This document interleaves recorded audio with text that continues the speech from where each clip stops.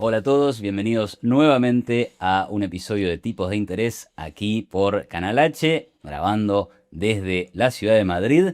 Y en esta oportunidad tengo el lujo de que me acompañe Daniel Lacalle. Daniel Lacalle es doctor en Economía, economista jefe de Tresis, además es profesor de Economía Global y Finanzas y es autor de numerosos libros, entre ellos su bestseller Nosotros los Mercados, Viaje a la Libertad Económica y su más reciente obra, que aquí la tenemos, El Nuevo Orden Económico Mundial, Estados Unidos, China, Europa y el descontento global. Daniel, un placer Un tenerte aquí. placer estar contigo. Muchas gracias por invitarme. Gracias por venir. Quiero hacer un recorrido un poco por tu obra allá por el año 2013. Ujú. Publicaste Nosotros los Mercados. Imagino que la situación en Europa era básicamente de mucha gente preocupada por la prima de riesgo. Eso E es. imagino que se decía esto de que ustedes eran víctimas de la dictadura de los mercados o de la tiranía de los Los mercados. mercados nos atacan. Exacto. Y vos ¿Eh? saliste a decir, no, nosotros somos los mercados. Aparte venías de un background financiero. Eso es. ¿Cuál es la cocina? ¿Cómo terminaste escribiendo ese libro? ¿Qué querías decir?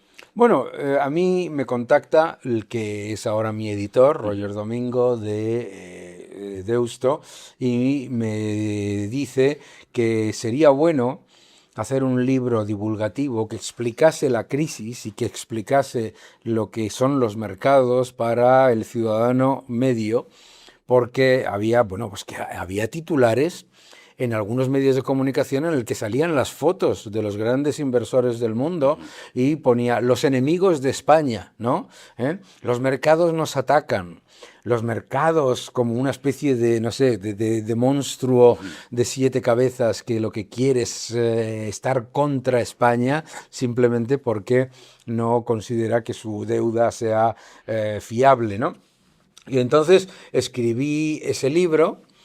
Y entonces el objetivo era escribir el libro de una manera autobiográfica también para que se entendiese que los mercados somos todos, que cuando hablamos de esto de los mercados no es el coro de Nabucco cantando todos al unísono. Y el libro fue un bombazo. Yo recuerdo que mi editor me dijo, bueno, los libros de economía no se venden mucho, ¿sabes? Pero bueno, vender, yo creo que podemos vender 5.000 copias más o menos y tal, y el libro fue un bombazo, se agotó la primera edición rápidamente y funcionó muy bien, y desde entonces pues mi objetivo siempre ha sido el de divulgar la contra mensajes repetidos con cierta regularidad que son falacias plausibles, ¿no? Que se repiten con mucha regularidad tanto en energía como en geopolítica, como en macroeconomía, como en todo lo que tiene que ver con el mercado financiero. Así que, bueno, pues ese era el objetivo, ¿no? Y fue bastante bien. ¿Pensás que ayudó a cambiar un poco la percepción que No, los aquí, españoles tienen de los mercados o del sí, mundo en general? Porque sí que ha ayudado muchísimo, muchísimo. Piensa que no voy a decir que haya ayudado mi libro, pero la cultura financiera que tantos canales como el vuestro y tantos otros pues están dando, es importantísimo, ¿no? La gente empiece a entender pues por lo que no solamente lo que yo diga o lo que yo escriba o lo que diga en un vídeo, sino lo que dicen tantas y tantas personas que introducen cordura, conocimiento, para que los ciudadanos estén mejor informados, ¿no? Yo creo que eso, en España en particular, la cultura financiera era muy baja a principios de los años 2000 y sí que había una percepción muy burbujera, ¿no? Las casas nunca bajan, el IBEX es lo mejor después de la creación del pan de molde, todo eso. Había una especie de cultura, por un lado, profundamente burbujera y, curiosamente, por otro lado, profundamente anti libertad de mercado, ¿no? Una cosa, bueno, bastante más típica de lo que nos podemos imaginar. Y eso es lo que ese libro, pues, digamos, intentaba no desmontar, sino recordarle a la gente que cuando hablamos del mercado estamos hablando de la cooperación diaria entre miles y miles de operadores que están comprando y vendiendo, que todo lo que se vende, esa idea famosa de el mercado está tomado por los vendedores.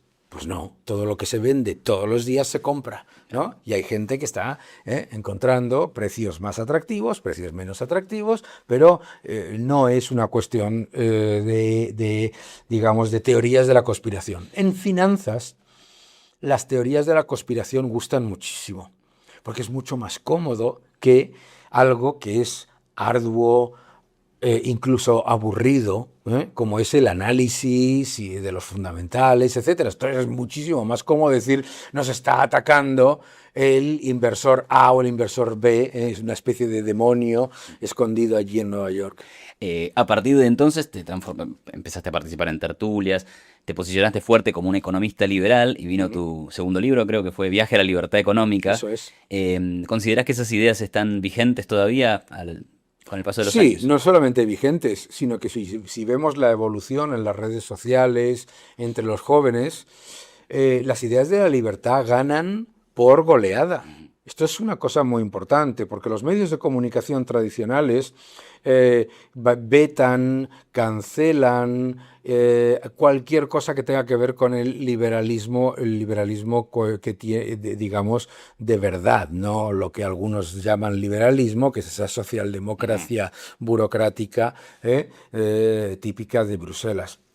Entonces, lo que nos hemos dado cuenta es que las redes sociales, los medios de comunicación alternativos, las plataformas de streaming, etcétera, pues lo que han conseguido es que los jóvenes, las personas más mayores, etcétera, pues tengan una visión muchísimo más realista sobre el liberalismo, ¿no? Es muy típico en los medios de comunicación, en algunos medios de comunicación tradicionales, pues que se intente vender el liberalismo como, por ejemplo, sálvese quien pueda, decía alguno, ¿no? Sálvese quien pueda. Qué tontería más grande, ¿verdad? Se presenta constantemente en los medios de comunicación al socialismo como una especie de bondad infinita, una generosidad con el dinero de los demás. Pero lo que yo creo que ha habido un avance brutal, si tú ves ahora mismo en los medios de comunicación, en lo que es la influencia de economistas, en la influencia real, ves que pues las personas con mayor nivel de influencia son personas realmente liberales. Luego, obviamente, pues tienen que crear pues alguna manera de meter todo tipo de cosas que generen esa bueno, pues esa manipulación que se da muchísimas veces de intentar presentar a los pensadores liberales como una especie de malvados que lo que quieren es que mueran los viejos, que los jóvenes no tengan acceso a la vivienda y todas estas cosas, cosa que obviamente es falsa. Bueno, justo mencionabas por ahí la importancia que ahora tienen las ideas liberales en los jóvenes. Te interesa bastante o mucho América Latina y lo que está ocurriendo en la política de América Latina hoy es un giro a la derecha, ¿no? O sea, o al liberalismo, Sí, o vos me a la dirás, derecha. pero tenemos a Milei, en Perú, en Colombia. ¿Qué análisis haces de ese giro? Varios factores, ¿no? En América Latina es muy típico escuchar, nosotros hemos vivido el liberalismo y ha sido un fracaso. En América Latina no ha habido liberalismo. En América Latina puede que haya habido corporativismo, estatismo más o menos aperturista, pero liberalismo no has vivido, desde luego. Entonces, lo primero que ha ocurrido es que el socialismo en Latinoamérica constantemente vende esta amenaza del neoliberalismo, que es, como dice mi buen amigo Alberto Mingardi, lo poco que hay y lo mucho que falta, ¿no? ¿Qué es lo que hemos visto en América Latina? Que por fin se dan cuenta de que las ideas liberales en economía, más las ideas que podemos llamar de derechas, en la parte social, en la parte de seguridad, en la parte de conformación de un Estado que facilite la convivencia y la defensa de los individuos a la vez que dota de seguridad. Esas ideas combinadas ganan por goleada. Ganan por goleada. Lo que hacía que fracasase las propuestas de centro-derecha eran dos grandes errores. Error número uno del centro-derecha en muchos países de América Latina, el gradualismo. El gradualismo y el intentar buscar la validación del socialismo en sus propuestas, ¿no? Ser un poco socialistas, claro, sí, eso obviamente no funciona. Error número dos, el de separar a las personas que son liberales de las personas que son de derechas. Y la evidencia, Estados Unidos, todos los países más desarrollados, etcétera, es que cuando se une esa derecha que lo que hace es tener una idea solvente de control de las cuentas públicas, de seguridad y de prosperidad, se añaden a las ideas liberales en economía y en todo lo que tiene que ver con la conformación del entorno mercantil, pues obviamente eso gana de lejos porque genera no solamente prosperidad, sino seguridad. ¿Cómo estás observando ahí, haciendo un poquito más de foco, el fenómeno Milei en Argentina, que ya cumple más de 3 años en el poder?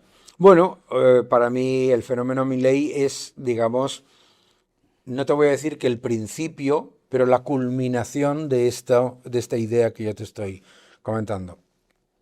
Javier Milei es una persona que combina un conocimiento profundo de la economía y un entendimiento absolutamente magistral de lo que son los valores que hacen que una sociedad sea próspera, que son los valores judeocristianos. Es muy importante que hayamos visto como un líder que es libertario, que es claramente una persona con unas ideas económicas de respeto irrestricto a la libertad individual, a la vez entiende perfectamente que desde el punto de vista de la conformación de un Estado, hay que defender los valores de Occidente, que los valores de Occidente son intrínsecamente arraigados a la tradición liberal, que el liberalismo no existe sin los valores de Occidente. No puedes hablar de liberalismo en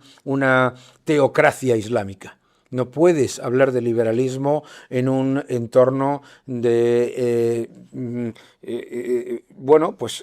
de antisemitismo o de, por ejemplo, de ataque constante a la religión, ¿no? Hay unos principios morales y hay unos principios claramente de sociedad libre que vienen de esa conformación de unos estados en los que hay unas entidades independientes y hay unos contrapesos y hay unos valores que hay que defender. Y yo creo que el fenómeno Milei refleja exactamente eso, la combinación del conocimiento profundo de la economía y de lo que trae riqueza y de lo que mejora la prosperidad con el conocimiento profundo de cuáles son los valores y principios que hay que defender. Muy interesante. Quiero que vayamos un poquito a España. Hace unos años el presidente español, Pedro Sánchez, se viralizó una frase de él hablando de que la economía española crecía como un cohete. Como un cohete. ¿No? Bueno, en el 2024, acá tengo los datos, ¿no? El PBI creció 3,5, en el 2025 2,8. Claro.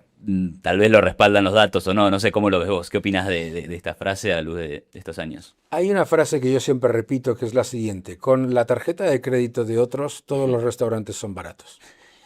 Claro, a ver, que la economía española crece, obviamente, después de haber tenido el mayor desplome de todas las economías de nuestro entorno y muchas de las no desarrolladas en el año 2020, no es una sorpresa. Pero sobre todo no es una sorpresa cuando el Producto Interior Bruto está dopado con mayor gasto público, mayor inmigración y un nivel brutal de aumento de deuda. Claro, tirando de $500 billion adicional de deuda, tirando de el mayor estímulo fiscal y monetario de la historia democrática, todo el apoyo fiscal por parte de la Unión Europea, el Banco Central Europeo y además, maravilloso, la recuperación admirable del turismo en un país que depende tantísimo del turismo, ¿cómo no va a crecer la economía? Claro, si yo te doy una tarjeta de crédito sin límite, dices, hay que ver lo que gano. no estás ganando nada, estás tirando de un enorme nivel de endeudamiento, ¿no? Te hago, viniendo de la Argentina, yo diría, bueno, pero a ver, si hay un fuerte estímulo fiscal, ok, podría crecer la economía, pero también podríamos tener un problema por el lado de la inflación, Claro. o se depreciaría nuestra moneda. ¿Por Claro. qué no ocurre ese fenómeno aquí? ¿Por qué el Bueno, estímulo fiscal se traduce en crecimiento? Nosotros tenemos una enorme ventaja, que es que estamos en el euro, claro. Piensa por un momento si las políticas de Pedro Sánchez y su grupo de ultraizquierda con el que gobierna estuviesen implementadas en un país con moneda propia. ¿Cuál sería nuestra inflación? Nuestra inflación sería muy superior a la de Argentina con los Kirchner, muchísimo más. Y no es una cosa que yo me haya inventado, es algo que hemos vivido en España, ¿no? En España hemos vivido, cuando teníamos moneda propia, niveles de inflación que se fueron al veintitantos, etcétera. Mi primera hipoteca me la dieron al 13,8%, eso demuestra la inflación que había, ¿verdad? Entonces, ¿qué es lo que tenemos que entender? Que claro que tenemos la enorme suerte de no tener moneda propia. Antes de continuar, una recomendación rápida. En un mundo donde cada vez dejamos más información online, proteger tu privacidad también es una forma de proteger tu libertad. ProtonVPN cifra tu conexión para que puedas navegar de forma más privada y segura. Además, te permite conectarte a través de servidores en otros países cuando lo necesitas y acceder a contenidos o servicios que pueden no estar disponibles donde te encuentras. Si querés probarla, podés conseguir un 70% de descuento accediendo desde el enlace que dejamos en la descripción. Ahora sí, volvamos al programa. Ahora, si el crecimiento está dopado gracias a la deuda, eventualmente estás viendo que en el futuro habrá un problema de deuda pública en España. No, vamos, el problema de deuda pública ya existe. Lo que pasa es que está mutualizado dentro de una zona euro, en la que hablaba yo antes que con la tarjeta de crédito de otro todos los restaurantes son baratos. Claro, tirando de la credibilidad crediticia de Alemania, es muy fácil tener un coste de deuda relativamente bajo. Claro, pon todo esto, pon un déficit estructural de más del 2 y pico % del Producto Interior Bruto, pon una deuda acumulada de más de 2 billones de euros, porque hay que poner en todo lo que es la deuda emitida, los pasivos totales de las administraciones públicas. Pon todo eso, pero en una moneda propia y con un banco central propio que refleja la credibilidad crediticia del emisor de la moneda, es decir, del gobierno. ¿Qué es lo que pasaría con esa moneda? Imagínate cómo se llamaría esa moneda, sería el Pedro, ¿no? Una cosa así. Pues ¿qué es lo que pasaría? Lo que pasaría claramente es que esa moneda se desplomaría de manera inexorable en cuanto a poder adquisitivo. Los argentinos entendéis esto perfectamente. El déficit fiscal no deja de ser nada más que la emisión de muchísima más moneda de la que demanda el sector privado, y además perpetuar un desequilibrio de las cuentas públicas supone mayores impuestos, mayor inflación y menor crecimiento en el futuro. Eso lo sabe también, y eso lo sabe también el socialismo. El socialismo, lo que pasa en Europa es que espera que la mutualización de todo ese riesgo entre todas esas economías europeas vaya a disfrazar los riesgos individuales. En cierta manera lo hace, pero luego cuando vienen sustos, como pasó en el 2011-2012, entonces le echamos la culpa a los mercados. Esto es buenísimo. Bueno, en esta frase que tenés del crecimiento dopado, aparece lo fiscal y aparece el tema de migración. Hay una propuesta, o creo que ya está, que ya ha ocurrido, lo de la regularización extraordinaria de migrantes, ¿verdad? Entiendo que ahí lo que ha pasado es que había inmigrantes que no estaban de forma regular y se pudieron regularizar de forma sencilla, y hay un millón más o menos de nuevos. Sí. Me parece que te mostraste crítico con esa iniciativa. ¿Por qué? Vamos a ver. La inmigración legal, como cualquier política, no es intrínsecamente mala ni tampoco buena. Que es una política en la que cualquier país recibe a aquellas personas que quieren aportar, que quieren contribuir y que quieren participar y adaptarse a la cultura de ese país. Entonces, en sí mismo, obviamente, para eso hay una política migratoria en todos los países del mundo. No existe ningún país que no tenga política migratoria, en la que se valora si esa persona que quiere venir al país es alguien que merece ese honor y que va a contribuir, adaptarse y participar.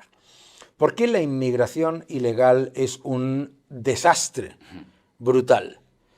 Primero, porque la inmigración ilegal y la regularización masiva de esos inmigrantes ilegales es profundamente injusta para las personas que quieren llegar a ese país de manera legal. ¿Por qué? Porque digamos que se saltan la cola del Starbucks, ¿no? Se saltan la cola, se les regulariza, mientras además se les retrasa o se le cancela la entrada a personas que legítimamente y de manera correcta quieren entrar en el país. Esa es una primera. Segunda, es una manera brutal de incentivar el trabajo y la proliferación de mafias. Porque claro, la inmigración ilegal es un negocio internacional en el que se pagan cantidades absolutamente brutales por parte de esos pobres ciudadanos para subirse en una patera, que los suelten en medio del mar y con el dinero de los contribuyentes españoles se les recoja y se les incluya en el sistema de asistencialismo. ¿Por qué además es profundamente negativo económicamente? A corto plazo, eso dopa el Producto Interior Bruto. Incluso si esos inmigrantes ilegales no trabajan, ¿de acuerdo? Si les dan unas ayudas emitidas con moneda nuevamente emitida, eso eleva el Producto Interior Bruto también. Mucha gente dice, no, si no trabajan, no. Si no trabajan y se les está pagando una subvención, también está elevando artificialmente a corto plazo el Producto Interior Bruto. ¿Por qué es extremadamente negativo? ¿Dónde empiezan los problemas? Problema número 1, se crea una subclase dependiente que está relegada a guetos, generando enormes problemas sociales para las personas que además son las personas menos favorecidas. Es decir, yo no sufro la inmigración ilegal. El que sufre la inmigración ilegal es, en este barrio en el que estamos, las personas con menores recursos, que es ahí en donde se concentra toda esa inmigración ilegal. Segundo, además, los grandes problemas de seguridad que se generan incuestionablemente cuando tienes la entrada de miles, millones de jóvenes que están mano sobre mano todo el día mirando, literalmente los ves en las plazas de las ciudades españolas, mirando. Pero en el caso de estos migrantes regularizados, ¿no estamos hablando de gente que sí tenía trabajo? No todos. O sea, uno se podría Fíjate, los datos que ofrece la izquierda dice que el 80% de ellos trabajan. El 20% no. Bueno, es un número considerable. Claro. Pero esa regularización, por otro lado, que ellos trabajen, no es tampoco un efecto de, bueno, es que ya estaban trabajando, pues se les regulariza, eso es bueno. No, porque esa inmigración ilegal está haciendo 3 cosas negativas para las personas de menor poder adquisitivo. Número 1, está bajando los salarios de los trabajos en los que se les podía estar dando a personas que ya están en nuestro país con un gigantesco nivel de paro. Número 2, también esas personas están apareciendo en un mercado laboral que está fundamentalmente distorsionado por unas enormes subvenciones que están limitando la productividad y están empeorando la capacidad de crecimiento. Y número 3, también es importante que no solamente hay un problema de seguridad, es que también hay un problema de integración. Es que no se puede negar que la inmigración ilegal, además, no es como las personas que aparecían en Ellis Island en Estados Unidos y llegaban, ¿de acuerdo? Fíjate cómo eran esas personas que hasta se cambiaban el nombre y el apellido de su deseo de adaptarse a América, ¿vale? Aquí lo que está ocurriendo es lo contrario. Aquí lo que está ocurriendo es que llega una enorme cantidad de personas que, además de que se crea una subclase dependiente y rehén, además no se adapta a la cultura del país. En términos concretos, ¿qué querría decir que no se adaptan? Muy sencillo. Si yo voy a un país y ese país tiene unos valores, unos principios y tiene una cultura, yo me adapto a ese país. Si yo voy a piensa esto desde el punto de vista de los países que no consideramos libres. Si yo voy a China, yo voy a uno de los países de Oriente Medio, yo no llego y hago las cosas que a mí me apetecen. No lo hago. Claro. Me tengo que adaptar. Además, desde el buenismo de Occidente, además, en esos países, directamente, si no me adapto, para afuera. Esto es muy importante, ¿vale? Pero de lo que voy, perdóname. Vale. Suponete que yo soy de Argentina y me vengo a vivir a Madrid. Claro. Y escucho tango todos los Claro. días. Bueno, Eso no me estoy adaptando a la cultura, pero sin embargo no sería un problema para ti, ¿verdad? Perdona. Claro, No, por eso quiero ir a no. ¿a dónde es un problema para ti? Escuchar tango no es algo que vaya en contra de la cultura de un país. Pero si tú, por ejemplo, tienes una religión que no solamente no reconoce las estructuras estatales, sino que además tiene su propia ley que se llama la Sharia, etcétera, etcétera, tú solamente no te estás adaptando, sino que además estás inoculando en la sociedad algo que va a demoler los principios y los valores de la sociedad a la que llegas. Esa es una gran diferencia.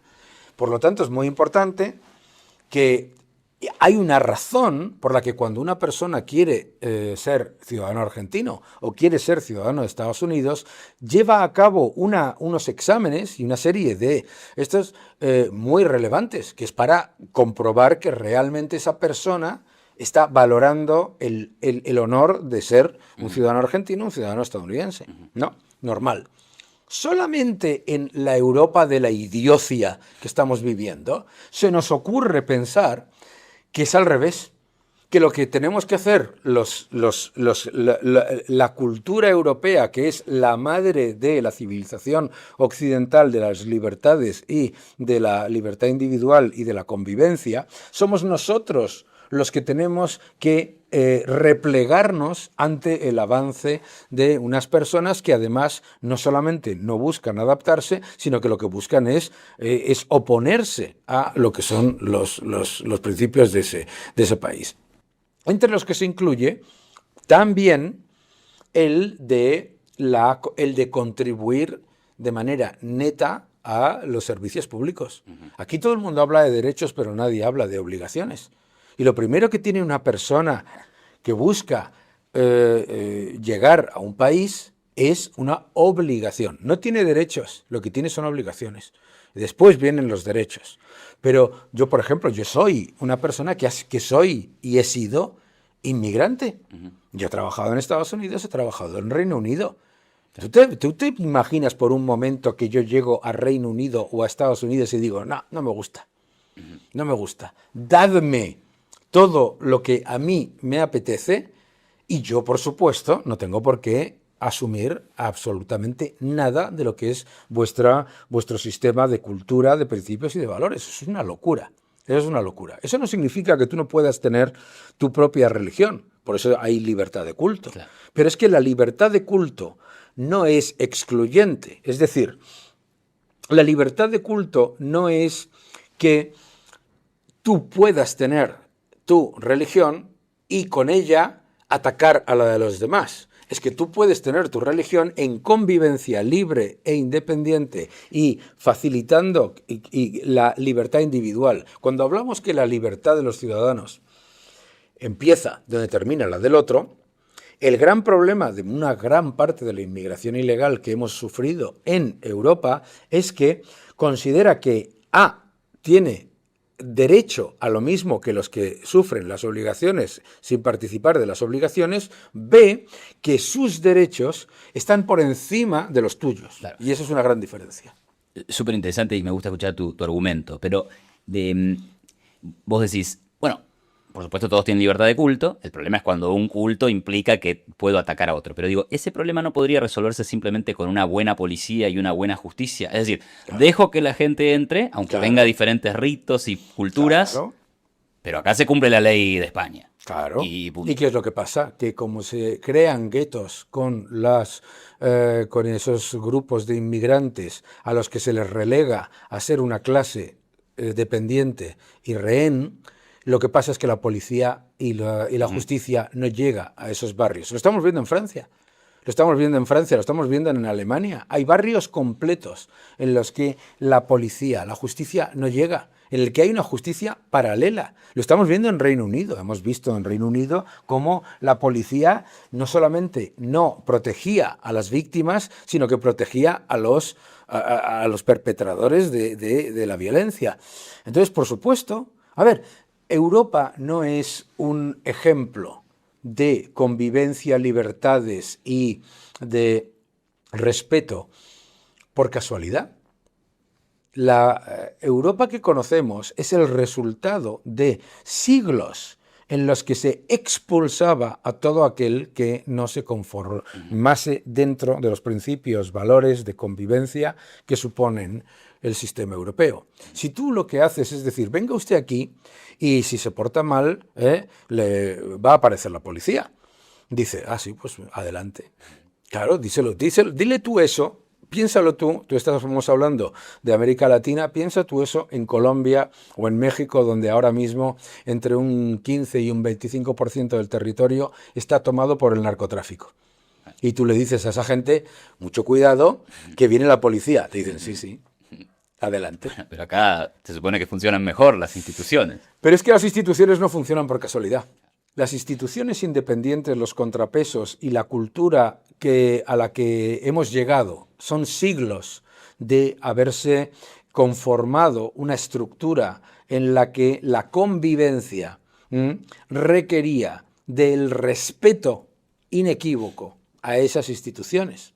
Entonces, en el momento en el que tú abres la espita de decir que las instituciones son maleables, se malean, ¿sabes? Se malean. Claro. Te hago la última sobre inmigración, que es un tema que quería charlar, y luego pasemos un poco a tu libro. Un detalle, esta gente que se regulariza, de alguna forma, ahí sí pasa a ser contribuyente del sistema, y eso me lleva a la pregunta que es, ¿qué opinas del argumento de que al final necesitamos la inmigración porque tenés una sociedad que está envejeciendo y un sistema de pensiones que está al borde del colapso? Claro, que 2 más 2 no suman 22. Es muy sencillo. Mira, una persona que tú regularizas no es solamente que digas, no, es que esta persona entonces ahora contribuye. No, es contribuyente neto. No, no es contribuyente neto. La inmensísima mayoría, y los estudios están, ¿vale? En todos los países, la inmensísima mayoría son contribuyentes netos negativos. Es decir, no mejoran las cuentas públicas, las empeoran. Las empeoran además de manera muy significativa.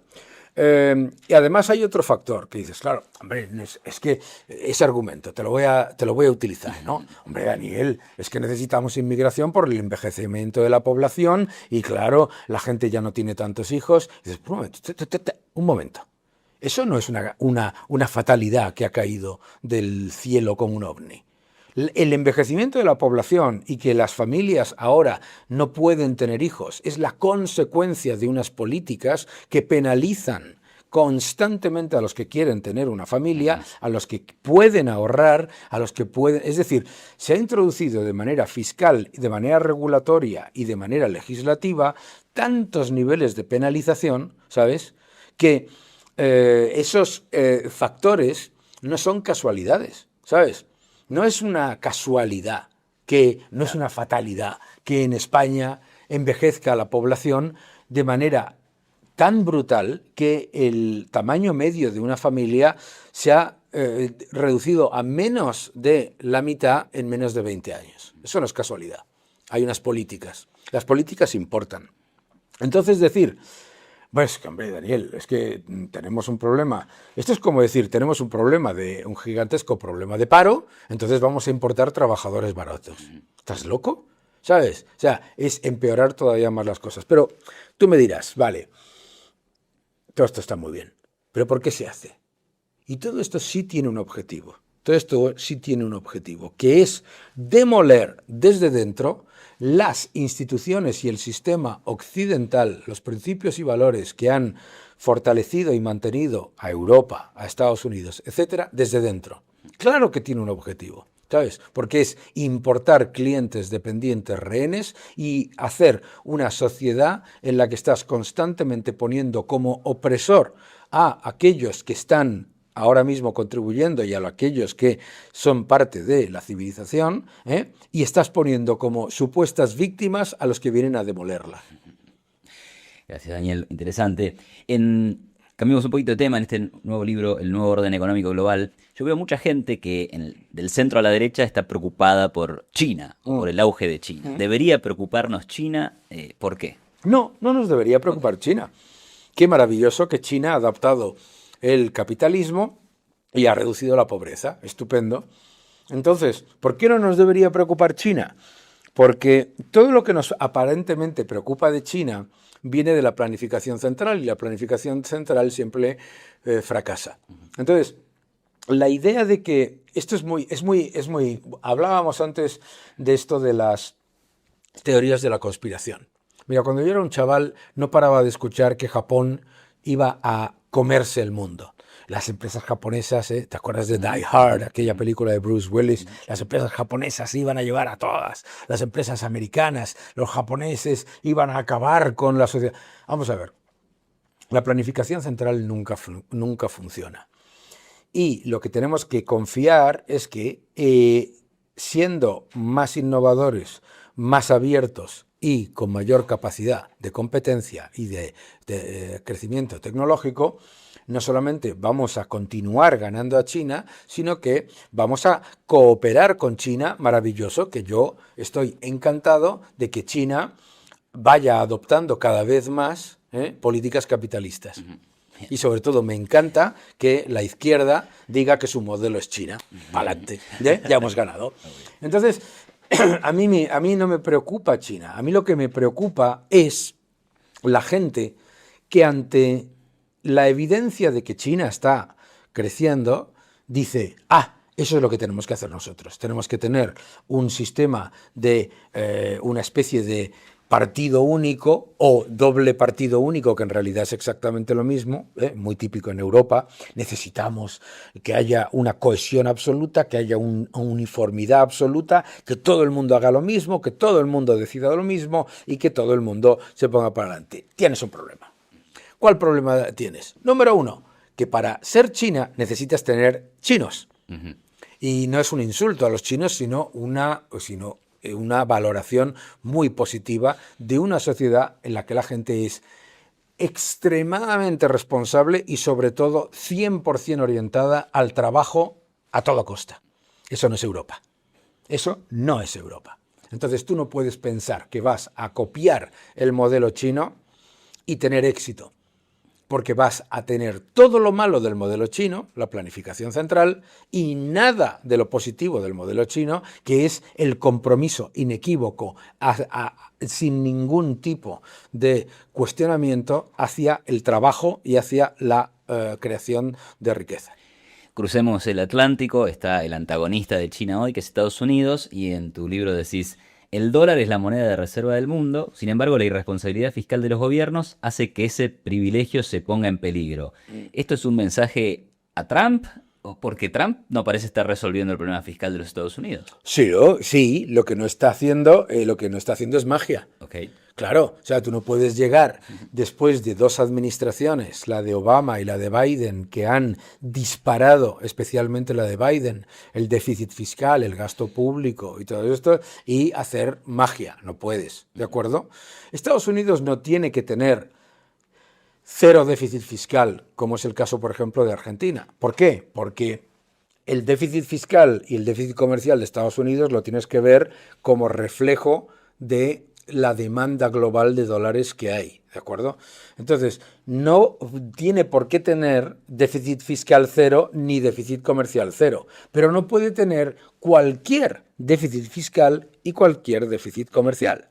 Y eso es lo que entiende perfectamente el presidente Trump. El presidente Trump entiende perfectamente que si quieres que América siga siendo el mayor suministrador de la reserva que todo el mundo valora, tienes que tener mayor crecimiento, tienes que tener mayor nivel de influencia global, tienes que tener instituciones independientes y tienes que tener un déficit fiscal y comercial controlado.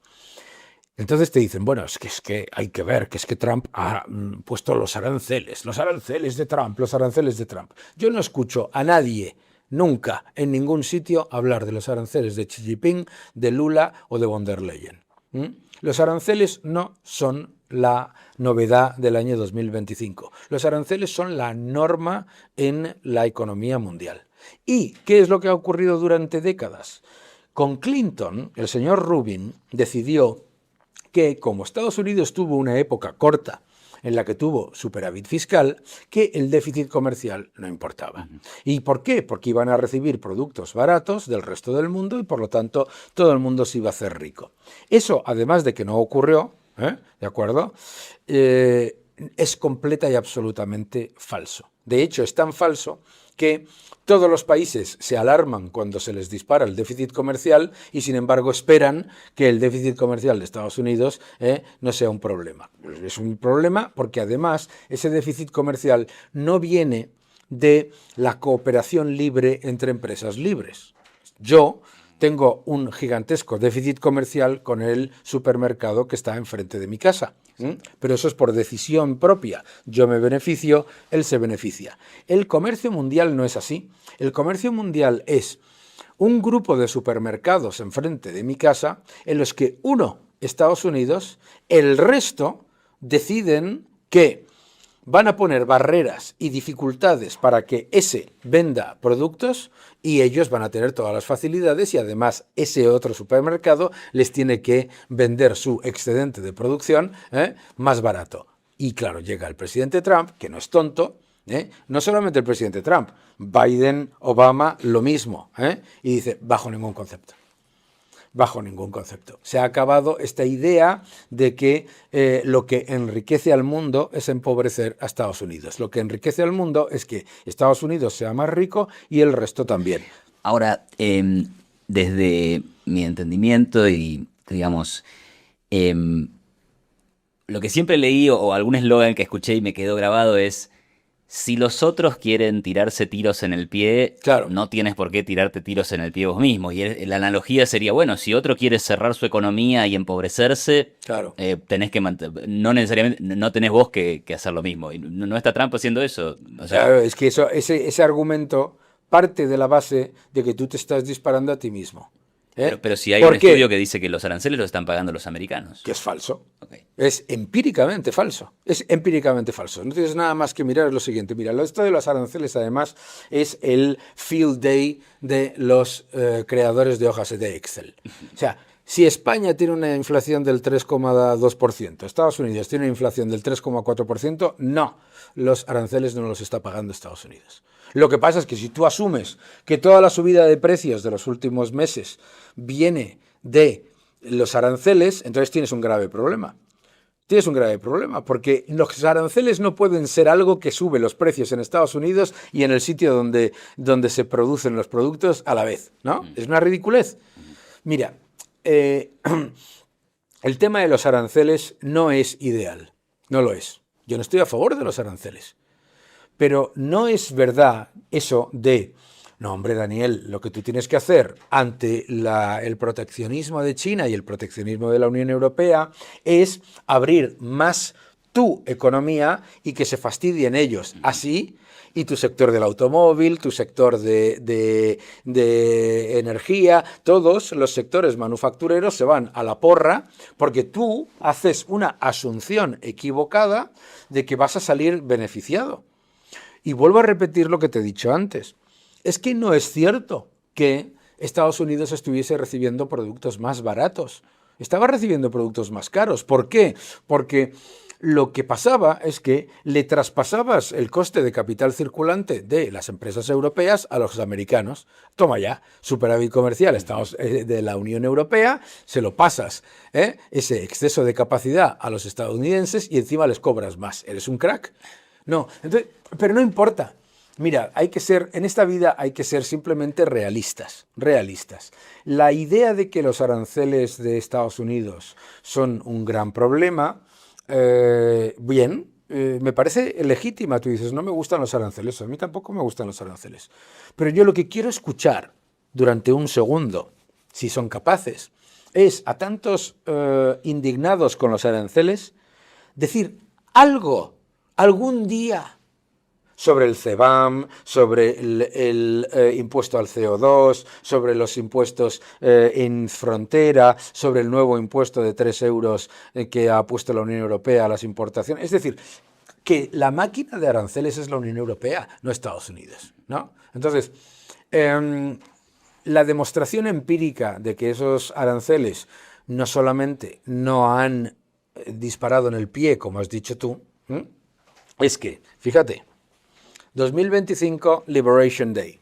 Estimaciones de los sesudos de la hoja de Excel, ¿vale? Estimaciones de los sesudos. La inflación en Estados Unidos se va a ir por encima de los niveles del año 2021, 6-7%. Mentira. Estados Unidos va a entrar en recesión. Mentira. Estados Unidos va a tener un gravísimo problema comercial porque el mundo va a dejar de utilizar el dólar. Mentira. Estados Unidos va a tener un problema gravísimo porque el resto del mundo, ante la amenaza arancelaria, no va a querer comprar los productos estadounidenses. Mentira. Es no tener ni puñetera idea, con todos mis respetos, no tener ni puñetera idea de cómo funciona el mundo. Yo siempre le digo a mis alumnos, nunca apuestes contra América. ¿Qué es lo que pasa? Que es muy cómodo desde el silloncito de tu paíscito, con una hoja de Excelcita, ¿sabes? Decir, Estados Unidos se va a hundir. Esto lo llevo escuchando yo desde que era un chaval y por eso me revienta. Cuando yo era un chaval, escuchaba a Ronald Reagan, es un proteccionista. Ronald Reagan nos va a llevar a la Tercera Guerra Mundial. Ronald Reagan va a hundir a Estados Unidos. El dominio de Estados Unidos se va a acabar por culpa de Ronald Reagan. Ahora tengo que aguantar a esa misma gente decir que Ronald Reagan era un verdadero ejemplo de liberalismo y no Trump. Que Ronald Reagan sí que era un tío liberal y Margaret Thatcher. Y en realidad ni Ronald Reagan ni Margaret Thatcher eran más liberales que Donald Trump. Lo que pasa es que esa época pasa siempre, ¿no? En aquella época todo el tiempo pasado fue mejor. Bueno, mejor. No, digo, hasta esa pero en aquella época, fíjate, nos decían, Ronald Reagan va a acabar con el mundo. Se ha aliado con Irán para acabar con los sandinistas. Los sandinistas son los buenos. Tiene cojones, perdóname. ¿Sabes? Etcétera, etcétera, etcétera. Y entonces te ponían toda esa imagen distópica sobre Estados Unidos y a la vez, que es lo mismo que está pasando ahora con China, la Unión Soviética. La Unión Soviética es todo paz, es todo amor, todo va bien. Gorbachev con esa cosa que tiene aquí maravillosa, un señor encantador. Eso sí que es un país que está creciendo, que todo el mundo tiene casa, que todo el mundo es feliz. Es la propaganda del socialismo de siempre, atacar a Estados Unidos e Israel. Nunca apuestes contra Estados Unidos y contra Israel, precisamente por los bocazas que lo hacen. Daniel, se nos ha acabado el tiempo, me encantó charlar contigo, ha sido muy interesante. Muchas gracias. Y